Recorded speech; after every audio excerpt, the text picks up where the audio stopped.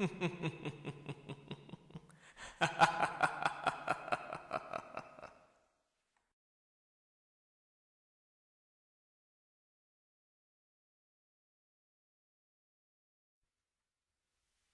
don't feel like I'm a nosy person. No more nosy than the next guy.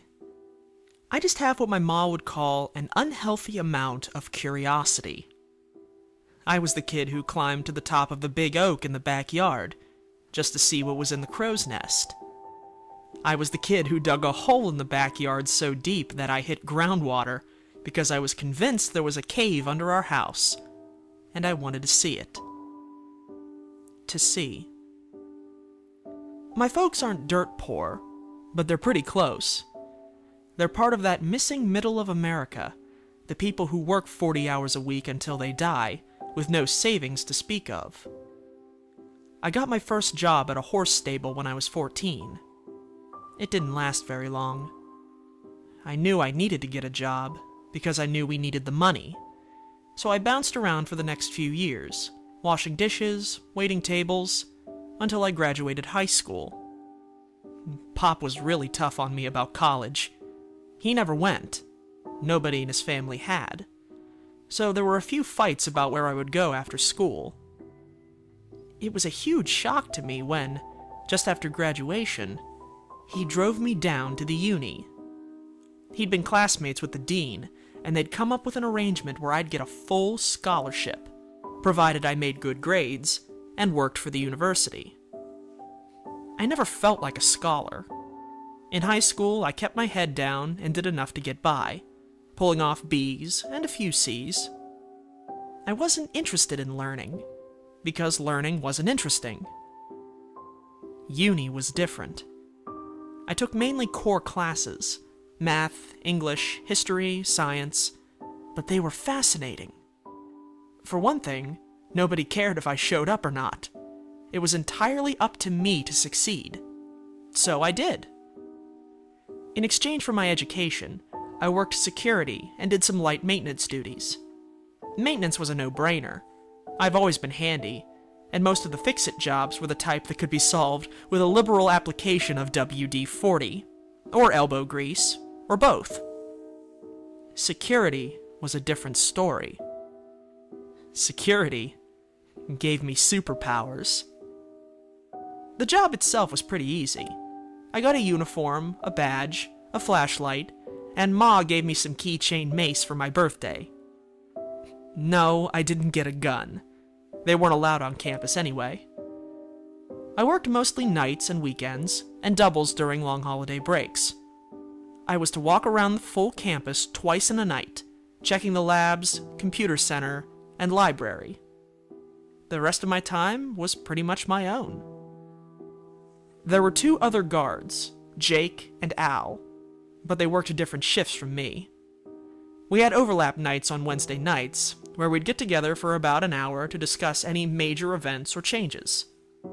There might have been some beer at those meetings, but I'm underage, and you can't prove anything. Jake worked mostly day shift, and Al worked swings and some overnights during the week. Jake was a younger guy, training to be on the local police force, so he took his job pretty seriously. On the other hand, I'm pretty sure Al mostly slept during his shifts. Al was 2 years older than dirt, so he deserved his rest.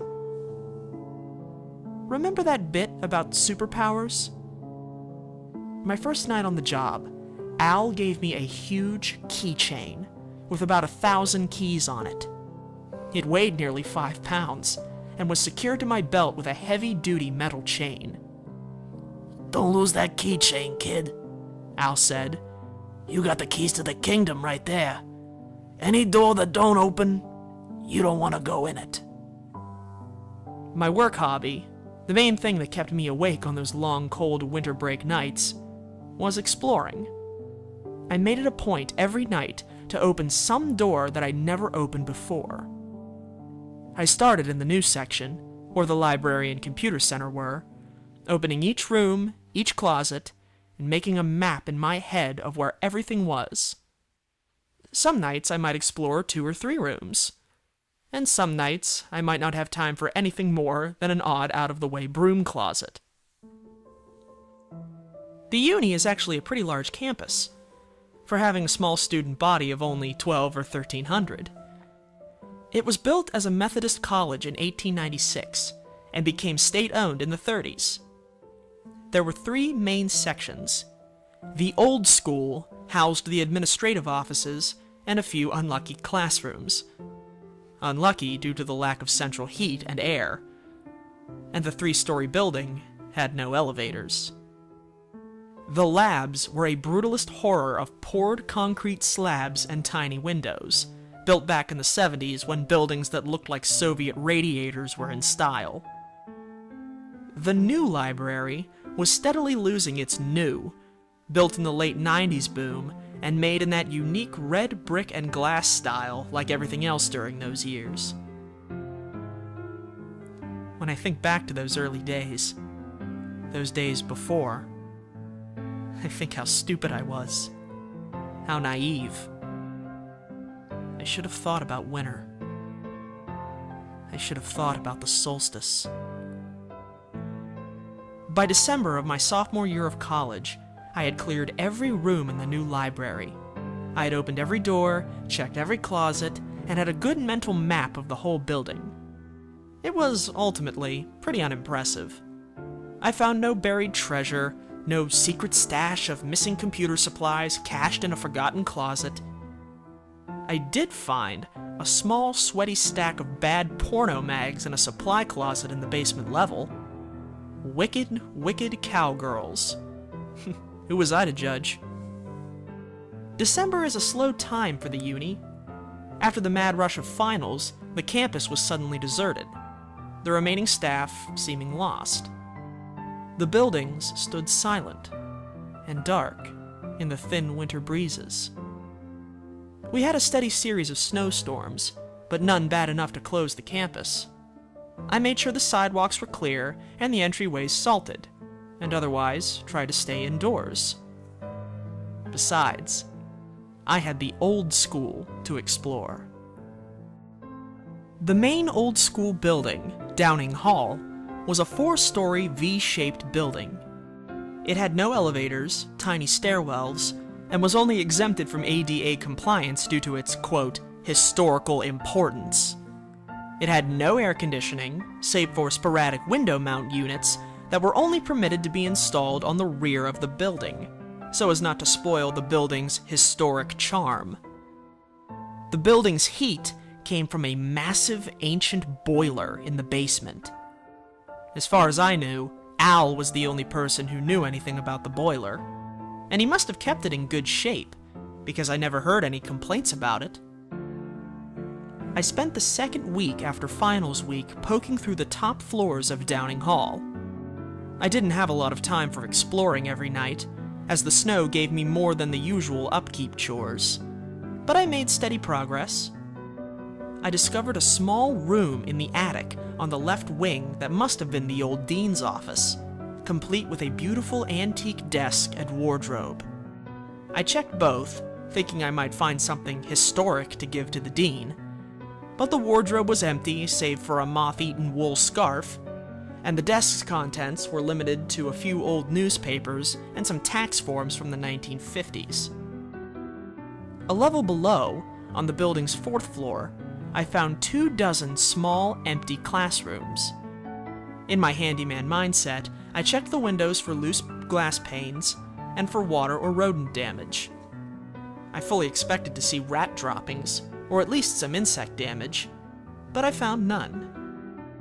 The 2nd and 3rd floors were pretty much the same, except the rooms on the rear of the building were air-conditioned, and thus actively used for classes when school was in session. The main floor was administration, and included the dean's office. I thought it wise not to snoop around in my boss's office or in payroll, so I skipped a lot of these rooms. I made my way to the stairwell to the basement, used my superhero keychain, and opened the heavy door and went down. The basement of Downing Hall was different from that of the new library. For one thing, it was a lot more cramped. The hallway was narrow, and the ceiling was low, with doorways leading off at regular intervals. I checked every room, flipping the old 2-button switches to on, and using my flashlight on the dark corners. I had carried a few packs of spare light bulbs, the fancy new CFC bulbs, in my satchel, thinking to replace any that had burned out and save the environment while I was at it. The little rooms mostly contained junk, spare desks, filing cabinets full of 40 or 50-year-old papers, old holiday decorations, and so forth, lit by naked hanging bulbs. I'm not an imaginative kind of guy. I guess I'm pretty smart. I'd made straight A's in my college courses. It never occurred to me to be scared. I didn't think, I'm alone in a creepy old basement. This was my place, my job, my hobby. And it all seemed so normal. By the night of the 20th of December, I had made my way to the boiler room. The furnace was a massive monstrosity of iron and rivets, pipes and gauges. It was hellishly hot in that room, and equally loud. It was, however, neat and very clean. Al kept it that way, because he said, "A clean boiler lets you get more shut-eye." The furnace had been converted from coal to gas at some point, but the soot had stained the walls of the room, and the old coal chute still opened in one of the corners. I had no intention of giving the boiler room more than a glance. I'd been there dozens of times, and there was nothing to see, just a workbench and the furnace itself. When I noticed a small door to the back and left behind the furnace. That's weird, I thought to myself. I had never seen that door before. But then again, I had never stood in that particular spot beside the workbench, and I had never really looked. The door was smaller than a normal door, maybe 5 feet tall, painted in the same non-colored drab gray-brown of the walls, and was made of metal, just like the other doors in the basement. I went over to the door and touched the handle. I think the body knows sometimes when things are wrong. Have you ever had that feeling like you're being watched? When you know you're totally alone and nobody can see you, but you feel eyes on you? Have you ever gone left instead of right because you got a feeling that you just shouldn't go to the right today? It didn't work that way for me. When I touched that doorknob, nothing felt any different. My head didn't hurt, my neck hairs didn't stand up, and I didn't hear an inner voice saying, "Don't do it." The doorknob turned, but the door wouldn't open. I looked more closely and saw a small keyhole. I checked my magic keychain and found 3 possible matches, struck out on the first 2, and the third worked, of course. Of course. The hinges squealed like they hadn't been used in a long time. Decades, maybe. My handyman instincts noted it. WD-40, I mumbled. I hauled open the door and stepped through into another small, cramped hallway. The light switch worked, and the single bulb blew with a crack. Damn it! My hackles did raise then. I flicked on my flashlight and quickly swapped out the hallway bulb with a new one. I looked around and saw this hallway was narrow, straight, and ended a few yards away at another door. That door opened easily onto another stairwell. "What the hell?" I said. Nobody had ever mentioned a sub-basement for this building. The hairs on the back of my neck were still standing out. I shook it off as nerves from the blown bulb and walked to the stairwell. It was a standard stairwell and looked pretty much the same as the others in the building. I walked to the bottom and met another door. I pushed through it to see another long, narrow hallway with doors leading off to either side at regular intervals. The first door to my left was unlocked and opened fairly easily onto a storage closet. There were stacks of late 60s era books, a few desks, and a decaying mop in its bucket. The door across from it was unlocked, but did not open so easily. I hauled the door open to find a larger room that looked to have been used as a classroom. There were desks, a blackboard, anatomical diagrams, and posters on the walls. Everything was covered in an inch of dust and appeared to have not been touched in a long time. Why would anyone put a classroom down here? I mumbled to myself. How would they even convince students to get down here in the first place? I remember thinking at that point that I must have somehow discovered a back way into the other wing of the V-shaped Downing Hall. Maybe this is where the old science classes were held, before the labs were built. I moved on to the next set of rooms. They were both classrooms, abandoned, dust-covered, and mostly empty. So were the next pair, and the next. I saw a total of 12 disused classrooms in that hallway, and a small break room, complete with a lonely coffee pot. I also found 2 small restrooms.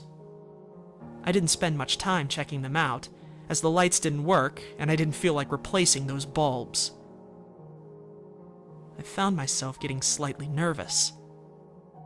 I was in a strange section of the campus, and I was working alone that night. In the back of my mind, I just couldn't truly justify the existence, the waste, of a whole floor full of unused classrooms. When I got to the end of the hallway, I met another steel door. I opened it and saw another stairwell. I was fully expecting this stairwell to go up, to connect to one of the main other stairwells in Downing Hall. The stairs went only down. This was the point, I remember, at which I began to get scared. No way. There's no way these stairs go down. How would anybody get down here? The stairwell echoed at me. I should have checked the time. I should have been concerned with finishing my rounds. I should have been hungry for lunch. I should have run. I started to climb down the stairs.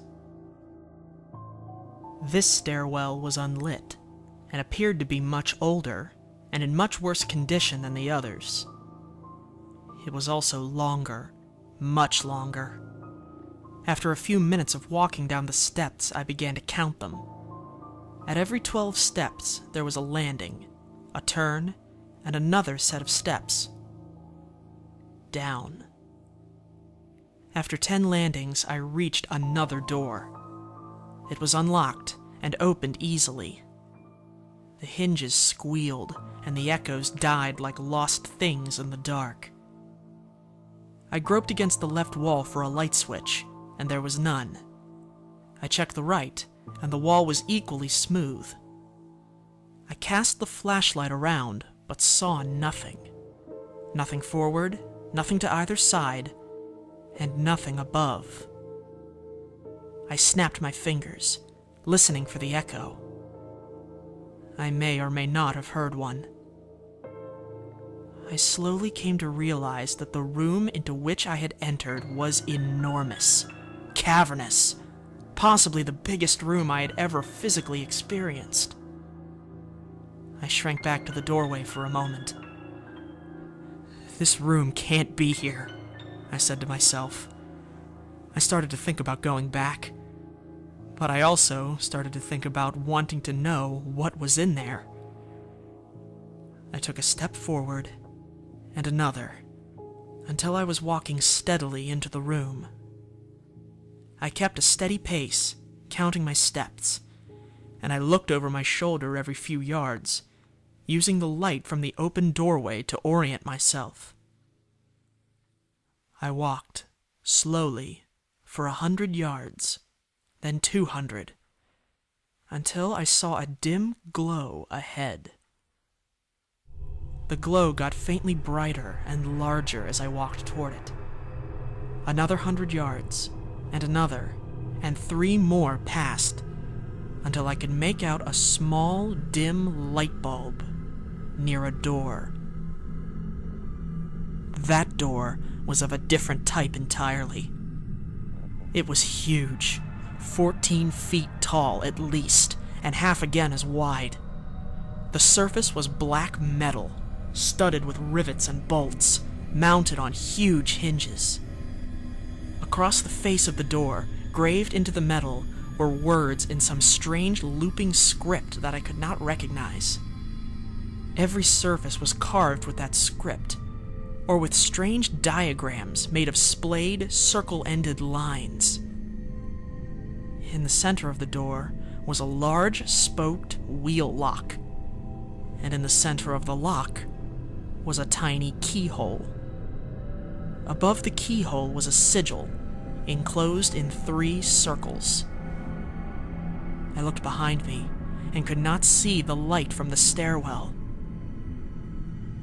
I couldn't see anything at all. I held the superhero keychain to the dim light and flipped through the keys. Of course, there was one small battered key that looked like it might fit. I inserted it into the lock and turned it. I heard a click and a thud and a sound from within the door like pouring pebbles or dry teeth. I pulled the key from the lock and grasped the spokes of the wheel lock. My heart was racing and sweat was dribbling into my eyes. I turned the spokes to the left, counterclockwise, and kept turning until the wheel stopped. There was another thud and a crack, and then silence. The darkness behind me no longer felt empty. In fact, it felt positively crowded, as if I had an audience watching me. I stepped back from the door and flashed my light around. Still nothing. Dry, empty floor. I turned back to the door, grasped the large cast-iron handles, and pulled. Nothing. I tried harder, putting all of my weight into the pull, and at the last moment, at the end of my strength, I heard another crack, and the door groaned open on a draft of cool, stinking air. The smell was heavy, moist, and musky. I had a flash memory of my mother taking me to the zoo as a child, and the smell of the cat house with the lions.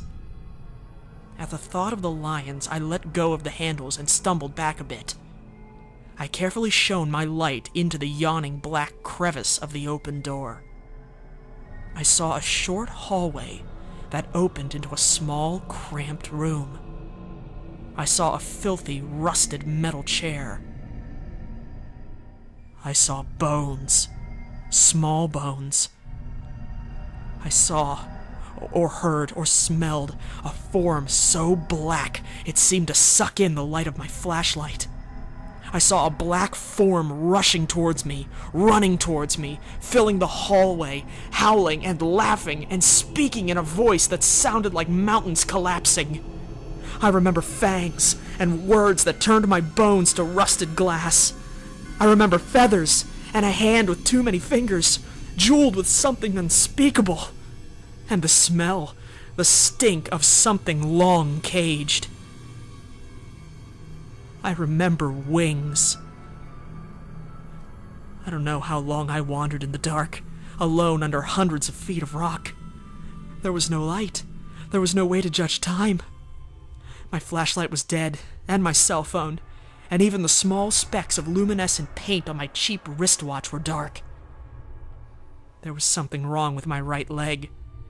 It hurt, but I couldn't see enough to find out why. I kept hearing my audience, there in that cavernous room. I screamed at them. I felt one of them touch my face, and I threw my flashlight at it. The flashlight bounced and rattled and became still, somewhere that I was not. Something laughed later. I raved and screamed but didn't throw anything else. I found the doorway after hours or days of crawling. There were no lights in the stairwell. After years of climbing, I crawled into that first forgotten hallway. I sliced my fingers on the crushed remains of the light bulbs I had packed into my satchel. I crawled down the hallway and reached the next stairwell. I hauled myself up and finally out into the boiler room. When I staggered out of Downing Hall, 2 full days after going in, it was into dim winter daylight and a full police presence. 5 people had been found dead on and around campus. All had been brutally, savagely murdered, bodies splayed open, viscera missing. The teeth marks suggested a wild animal, but the murder scenes and body positioning also displayed a certain intelligence to them. There was also the writing, carved into the flesh when it was not yet dead meat. The cops wouldn't talk about the writing. They wouldn't talk to me either. Not afterwards.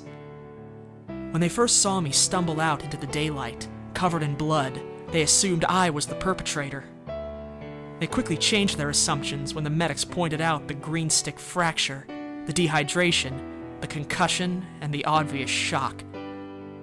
The cops asked a lot of questions, and I answered as best I could. I told them about the door in the boiler room. They couldn't find it. They showed me the bare, smooth wall from where I had crawled, dazed and broken. My tracks stopped at that wall. 2 cops tried breaking through the wall in that spot, only to meet old brick and older earth past that. The cops wanted to know where the long black feathers came from, stuck to my clothes by dried blood. I didn't know. I didn't want to know. The police, the medics, nobody would look at me anymore. The scars on my face, the deep, gouged-out writing was not a sight that most would want to see. I was marked. Whatever I had let out, whatever had killed and eaten 5 people, and a week later 6 more, had marked me as a friend.